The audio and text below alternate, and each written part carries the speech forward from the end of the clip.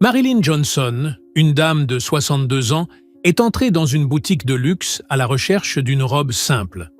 Mais dès que les vendeuses ont vu ses vêtements modestes, elles ont commencé à rire et à l'humilier devant tout le monde. Ce que personne n'avait prévu, c'est qu'une femme puissante allait franchir la porte quelques minutes plus tard et changer le cours de l'histoire. Et ce qu'elle a dit a laissé toute la boutique sans voix. Avant de commencer notre histoire, dis-nous en commentaire d'où tu regardes cette vidéo. C'est toujours un vrai plaisir de découvrir jusqu'où nos histoires peuvent voyager. Le soleil de mars brillait intensément sur les rues de Charlotte quand Marilyn Johnson descendit du bus à l'angle de la 5e avenue. À 62 ans, elle portait à la main un sac à main en simili-cuir, usé par les années, et dans le cœur, un mélange d'appréhension et de bonheur. Sa fille Nathalie revenait enfin des États-Unis après de longues années de succès en Europe, et elle allait être honorée à Phoenix lors d'une cérémonie internationale. Marilyn voulait être parfaite, rayonnante, pour accompagner ce moment unique dans la vie de sa fille, qu'elle avait élevée seule, au prix de nombreux sacrifices. La boutique Elegance & Style resplendissait à travers la vitrine principale de l'avenue, exposant des robes somptueuses qui coûtaient plus cher que 6 mois de salaire de Marilyn, qui travaillait comme femme de ménage dans 3 maisons différentes. Elle s'arrêta un instant devant la devanture, observa les mannequins impeccablement habillés, respira profondément pour trouver du courage, puis poussa la lourde porte vitrée. L'intérieur était d'un luxe éclatant, tapis persan moelleux, éclairage doux aux teintes dorées, immense miroir encadré d'or et une odeur enivrante de parfums français hors de prix flottant dans l'air conditionné. « Puis-je vous aider ?» demanda une vendeuse blonde d'environ 30 ans, d'un ton neutre mais au regard tranchant, scrutant Marilyn de la tête aux pieds avec un mépris à peine dissimulé. Son badge doré indiquait « Courtney Adams ». « Bonjour », répondit Marilyn poliment, ajustant la sangle de son sac sur l'épaule et tentant d'ignorer la froideur de l'accueil. « Je cherche une robe spéciale pour un événement très important dans ma famille. » Courtney échangea immédiatement un regard complice avec une autre vendeuse brune, Sarah Thompson, qui rangeait soigneusement des vêtements coûteux sur un portant proche. Les deux esquissèrent un sourire moqueur. « Et quel genre d'événement pourrait bien être si important ?» demanda Courtney d'un ton condescendant, visiblement peu convaincu que Marilyn ait les moyens d'acheter quoi que ce soit dans cet établissement sélect. « Ma fille va recevoir un prix très prestigieux. C'est une soirée de gala, avec des invités importants. Écoutez, madame, dit Courtney en s'approchant d'un pas ferme, je vais être franche avec vous. Ces robes commencent à 2000 $ et certaines atteignent les 5000. Peut-être devriez-vous envisager une boutique plus adaptée à votre budget réel. Il y en a une de l'autre côté de la rue qui pourrait mieux vous correspondre. » Le visage de Marilyn rougit de honte et de frustration, mais elle s'efforça de rester digne. « J'aimerais beaucoup voir cette robe bleu marine là-bas, s'il vous plaît. Elle m'a tout de suite attiré dans la vitrine. » Sarah ricana discrètement et murmura quelque chose à l'oreille de Courtney, qui éclata de rire de manière encore plus cruelle. « Cette robe coûte exactement 3500 $, madame. Êtes-vous certaine de vouloir essayer une pièce aussi onéreuse ?»« J'ai assez d'argent pour la payer, » mentit Marilyn courageusement, sachant qu'elle devrait puiser dans toutes ses économies de plusieurs années. Mais elle refusait d'être humiliée devant tout le monde. À ce moment-là, une cliente très élégante, Madame Margaret Henderson, épouse d'un homme d'affaires local, se retourna volontairement alors qu'elle réglait un achat au comptoir. Elle lança d'une voix forte, suffisamment audible pour toute la boutique. Certaines personnes ne savent vraiment pas rester à leur place et s'imaginent bienvenues là où elles ne le sont pas. Courtney éclata de rire sans retenue.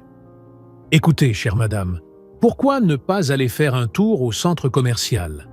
Il y a là-bas des boutiques bien plus accessibles. Ici, c'est un lieu réservé aux clientes qui ont véritablement les moyens d'acheter des produits de luxe. » Des larmes brûlantes commencèrent à se former dans les yeux fatigués de Marilyn, mais elle les retint farouchement. « Je suis une cliente comme une autre. Je veux simplement une robe digne pour un événement très spécial pour ma fille. » « Votre fille ?» se moqua Sarah en croisant les bras. « Et qu'est-ce qu'elle fait dans la vie, votre fille? Femme de ménage comme sa mère ?» L'atmosphère devint glaciale. Les autres clientes se turent, observant la scène avec une curiosité mêlée de jugement. Marilyn serra la lanière de son sac et tenta de ne pas flancher. « Ma fille est une entrepreneuse très respectée, » dit-elle d'une voix ferme mais émue.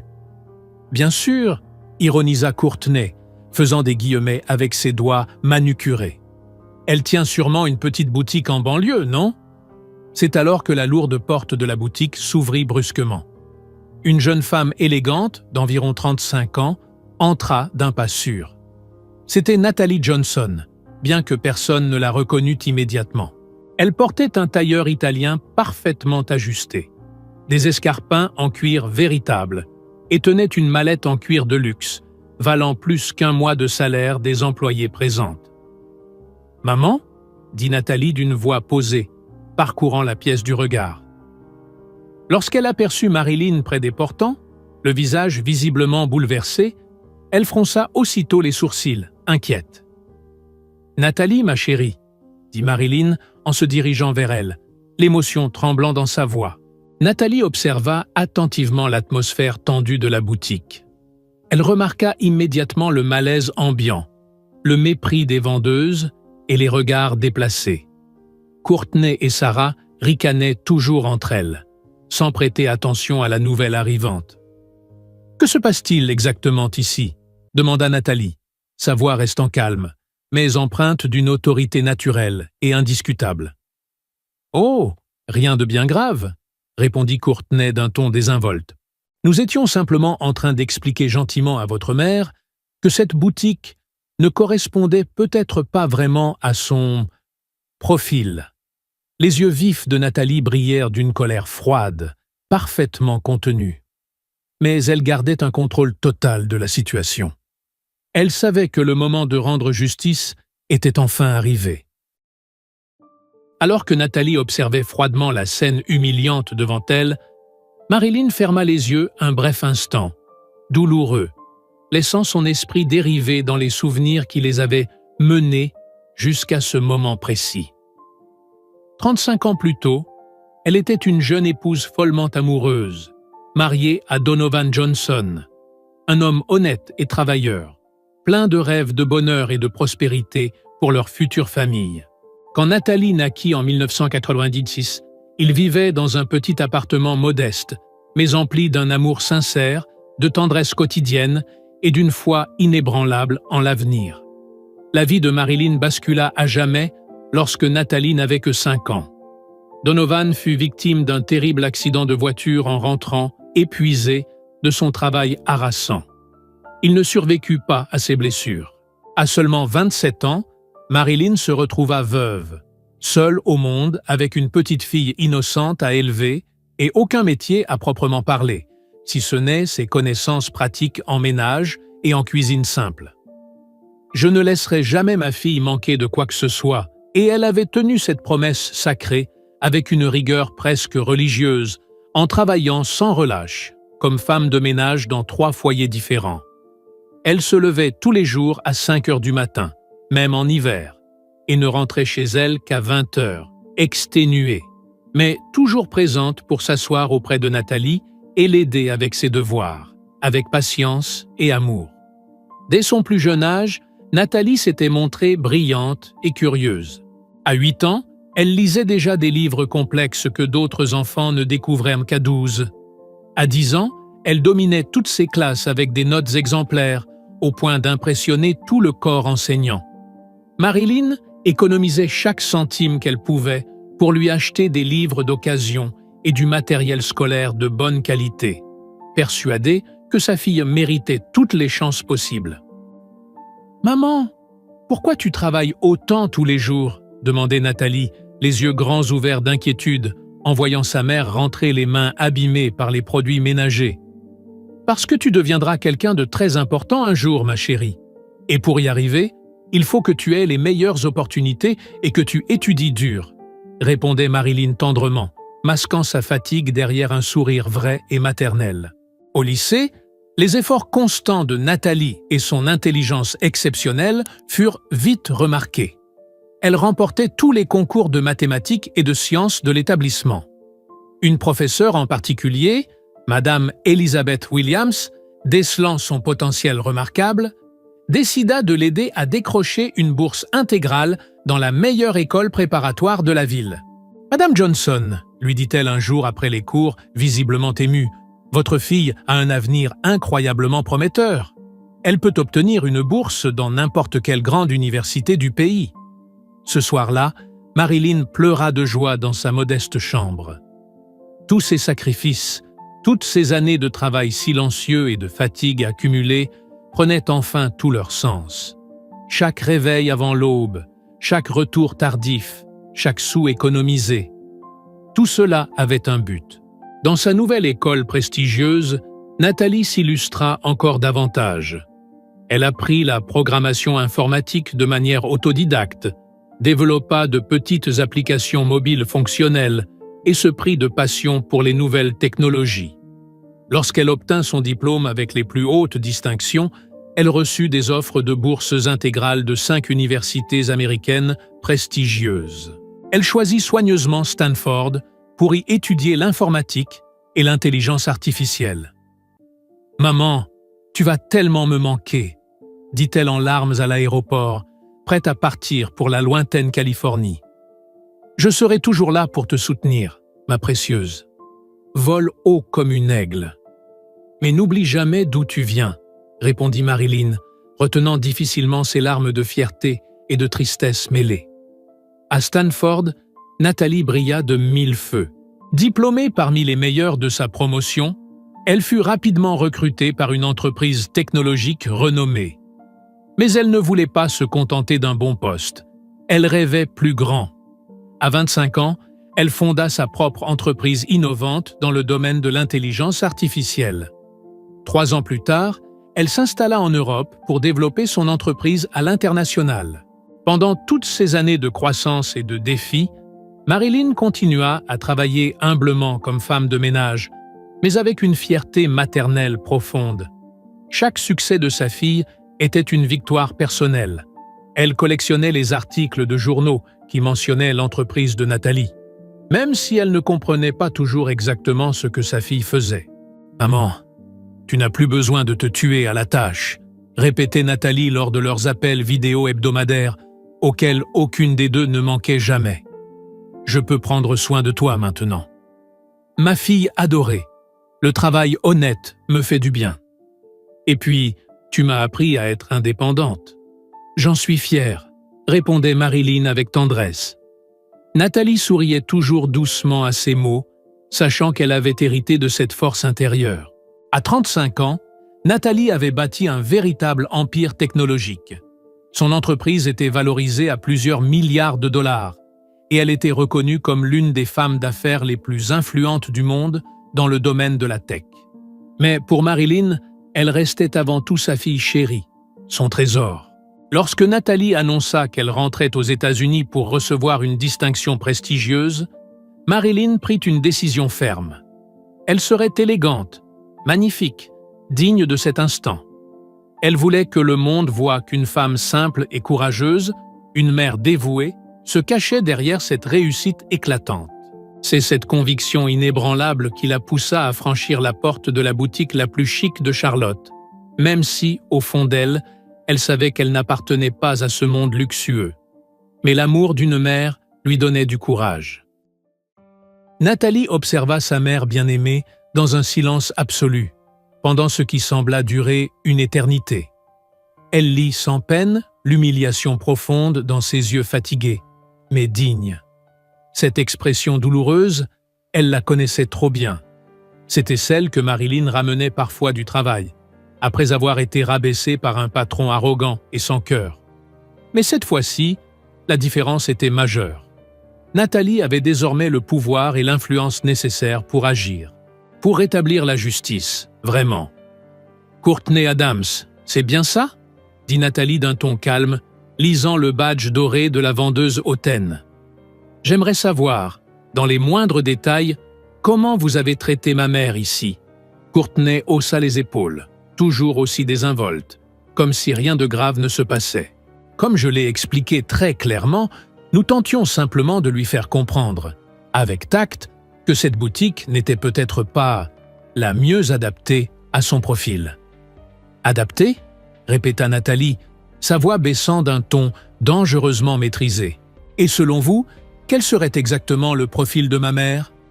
Avec votre expertise si professionnelle ?» Sarah, l'autre vendeuse, intervint imprudemment. « Écoutez, on ne veut pas être désagréable, mais soyons honnêtes. Vous n'avez visiblement pas les moyens d'acheter quoi que ce soit ici. On essaie simplement de vous éviter un malaise inutile. » Nathalie laissa échapper un petit rire sec, sans aucune trace d'humour dans son regard glacial. Le seul vrai malaise ici, c'est votre comportement discriminatoire et profondément anti-professionnel. Nathalie, ma chérie, tu n'as pas besoin de t'embêter avec ça, tenta Marilyn, posant doucement la main sur le bras de sa fille. Oh que si, maman. J'ai besoin, répondit Nathalie, le regard rivé sur Courtney, désormais très sérieuse. Tu veux savoir qui est ma mère? C'est une femme exceptionnelle qui a travaillé dans 3 maisons différentes pour que je puisse avoir une éducation décente. C'est elle qui se levait à 5 heures du matin, tous les jours, même l'hiver, et rentrait à la maison à 20 heures, pour ensuite m'aider avec mes devoirs sans jamais se plaindre.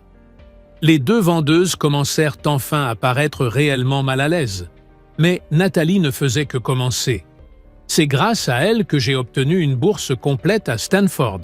C'est grâce à elle que j'ai fondé une entreprise aujourd'hui valorisée à 2,8 milliards de dollars. Et c'est pour elle que je suis ici, à Charlotte, où je recevrai demain le prix Best of Innovation, au théâtre principal de la ville. Le silence tomba brutalement sur toute la boutique. Un silence lourd, presque gênant. Courtney et Sarah échangèrent un regard paniqué. Elles comprenaient enfin à qui elles avaient affaire. « Je suis Nathalie Johnson, PDG et fondatrice de Quantum Mind AI », ajouta-t-elle, sortant calmement une carte de visite luxueuse de sa mallette. « Peut-être que vous avez entendu parler de nous. Nous sommes leader mondial en intelligence artificielle. Et nous venons tout juste de signer un contrat de 15 milliards de dollars avec le gouvernement américain. » Madame Henderson, la cliente snob qui s'était moquée plus tôt, devint livide. Elle connaissait parfaitement Quantum Mind AI. Son mari, homme d'affaires, avait essayé en vain d'investir dans cette entreprise l'année précédente. « Et vous savez ce qu'il y a de plus admirable ?»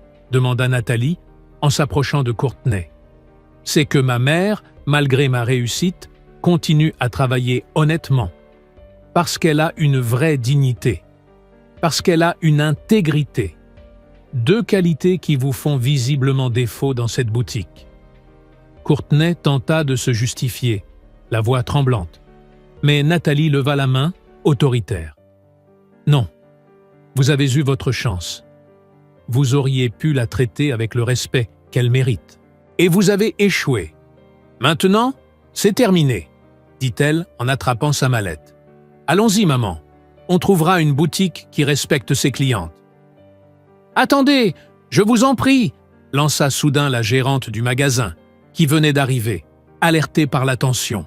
« C'est un malentendu, vraiment. On peut arranger cela immédiatement. » « Le seul malentendu, c'est d'avoir mis les pieds dans votre boutique discriminatoire, » répliqua Nathalie, glaciale. « Mais je vous garantis que toutes mes relations ici à Charlotte sauront exactement comment vous traitez vos clients. » Mère et fille sortirent de la boutique la tête haute, dignes et fières. Une fois sur le trottoir ensoleillé, Marilyn prit le bras de sa fille avec tendresse. « Merci, ma chérie, mais tu n'étais pas obligée de faire tout ça. »« Si, maman, je l'étais. Personne, jamais, n'a le droit de te traiter ainsi. Plus jamais. » Elles marchèrent ensemble, déterminées, sur 2 pâtés de maison, jusqu'à une autre boutique. Maison élégante, encore plus raffinée que la précédente. Mais cette fois-ci, elles furent accueillies avec le sourire. « Bonjour, et bienvenue. Comment puis-je vous aider aujourd'hui ?» demanda chaleureusement une vendeuse nommée Amanda Rodriguez. « Nous cherchons une robe très spéciale pour une occasion extrêmement importante, » répondit Nathalie poliment. « Ce sera un immense plaisir de vous aider. De quel type d'événement s'agit-il ?»« Ma fille va recevoir une récompense nationale, » dit Marilyn timidement. « Quelle merveilleuse nouvelle! Trouvons ensemble une robe parfaite pour que vous soyez resplendissante ce jour-là. » Le Grand Théâtre de Charlotte n'avait jamais accueilli un événement aussi prestigieux en plus de 100 ans d'histoire. La cérémonie solennelle des Best of Innovation Awards rassemblait les plus grands noms de la technologie américaine, des investisseurs milliardaires, des personnalités politiques influentes et des journalistes de renom. Et ce soir-là, l'invité d'honneur, c'était Nathalie Johnson. Le tapis rouge était bondé de photographes, d'hommes d'affaires puissants, de célébrités et de figures emblématiques venues de tout le pays. Marilyn descendit élégamment de la voiture de luxe que Nathalie avait spécialement envoyée pour elle. Elle se sentait réellement comme une dame du monde. Sa robe bleu marine lui allait à merveille. Ses perles scintillaient doucement sous les projecteurs et elle tenait son sac italien avec la grâce naturelle de quelqu'un qui avait pleinement sa place dans ce monde raffiné. « Madame Marilyn Johnson !» lança avec enthousiasme un journaliste chevronné de CNN. « Pourriez-vous nous accorder une petite interview? Nos téléspectateurs seraient ravis de faire votre connaissance. » Marilyn sourit, un peu nerveuse, mais gracieuse. « Moi? Vous êtes sûr? Je ne suis personne d'important? » « Bien sûr que si. Vous êtes la mère de la lauréate de la soirée. Tout le monde aimerait connaître la femme derrière cette incroyable réussite. » Pendant 10 précieuses minutes, Marilyn répondit simplement et avec sincérité à leurs questions. Elle parla de sa fille avec tendresse, touchant profondément tous ceux qui suivaient l'émission en direct. Le secret? Avoir toujours cru en elle, quoi qu'il arrive, dit-elle avec émotion. Même si je ne comprenais pas vraiment ce qu'elle faisait avec tous ces ordinateurs, je savais qu'elle était spéciale. Je l'ai toujours su. À l'intérieur du théâtre majestueux, Marilyn fut escortée jusqu'à sa place réservée, au premier rang, aux côtés de PDG de multinationales, de grands investisseurs et de personnalités politiques. Tous la saluèrent avec respect, conscients qu'elle était la mère de la femme la plus admirée de la soirée. « Madame Johnson, » dit le maire de Charlotte en s'approchant, « c'est un honneur de vous rencontrer. Votre fille est une immense fierté pour notre ville. »« Merci beaucoup, » répondit Marilyn avec humilité. Elle a toujours été une enfant déterminée et passionnée. Lorsque les lumières s'éteignirent et que la cérémonie débuta, le cœur de Marilyn battait la chamade. Voir sa fille présentée comme l'un des esprits les plus brillants d'Amérique lui semblait irréel, un rêve qu'elle n'aurait même jamais osé rêver. Nathalie monta sur scène avec élégance, vêtue d'un tailleur italien noir, un trophée de cristal entre les mains, symbole d'années de travail acharné et d'innovation. Elle se dirigea vers le micro central et balaya la salle du regard jusqu'à trouver les yeux humides de sa mère. « Bonsoir à toutes et à tous !» commença Nathalie d'une voix claire, parfaitement audible dans tout le théâtre. Ce prix ne représente pas seulement une réussite professionnelle. Il incarne un rêve né dans une maison modeste, porté par une femme extraordinaire qui a toujours cru en moi, même avant que je ne croie en moi-même. Marilyn sentit les larmes lui monter aux yeux, submergée par la fierté. « Je dédie ce prix à la femme la plus forte que je connaisse. Ma mère, Marilyn Johnson. Elle a travaillé dans 3 maisons différentes pour financer mes études. Elle ne s'est jamais plainte, malgré les difficultés. C'est elle qui m'a appris que la vraie valeur d'une personne ne se mesure pas à l'argent, mais aux principes qu'elle porte dans son cœur. » Les caméras se tournèrent vers Marilyn, visiblement émue. Le public tout entier se leva pour l'applaudir chaleureusement. « Maman, » dit Nathalie en la regardant droit dans les yeux, « tu m'as appris que la dignité ne s'achète pas, elle se mérite, que le respect ne s'exige pas, il se gagne, et que l'amour inconditionnel d'une mère peut franchir tous les murs et soulever des montagnes. Marilyn se leva, les mains tremblantes, pour applaudir sa fille avec un amour infini. Autour d'elle, des entrepreneurs, des ministres, des journalistes. Tous l'imitèrent dans un hommage debout. « Ce trophée n'est pas que pour moi », conclut Nathalie. « Il appartient à toutes les mères courageuses de ce pays, qui se battent chaque jour pour offrir un avenir meilleur à leurs enfants, à toutes les femmes qui subissent des injustices, mais ne baissent jamais les bras. » Ce soir-là, Marilyn Johnson n'était plus l'invisible femme de ménage humiliée dans une boutique snob. Elle était la mère d'une des femmes les plus influentes des États-Unis. Mais surtout, elle était une femme qui avait accompli avec brio sa mission la plus noble, élever sa fille dans la dignité, l'amour et les valeurs. Sur le chemin du retour, toujours vêtue de sa robe élégante, Marilyn regarda pensivement par la fenêtre de la voiture. Elle sourit, paisible. Donovan serait tellement fier d'elle. La petite famille qu'il avait laissée derrière lui était devenue quelque chose de grand, porté par l'amour inconditionnel et la force de caractère. « Merci, maman », chuchota Nathalie doucement, lui prenant la main sur la banquette arrière. « Merci de quoi, ma fille ? De m'avoir appris qu'on n'est pas défini par nos origines, qu'on peut devenir ce qu'on veut tant qu'on reste fidèle à soi-même. » Marilyn serra tendrement la main de sa fille. Leur parcours avait été semé d'épreuves, mais ce soir, elle savait que chaque sacrifice avait valu la peine. Elle n'avait pas seulement élevé une entrepreneuse brillante, elle avait élevé une femme intègre, généreuse et forte. Et ça, pour Marilyn, c'était la plus grande récompense de toutes. Si cette histoire vous a touché, n'hésitez pas à aimer cette vidéo, la partager avec une personne chère et nous dire en commentaire quelle est, selon vous, la plus belle leçon de cette histoire.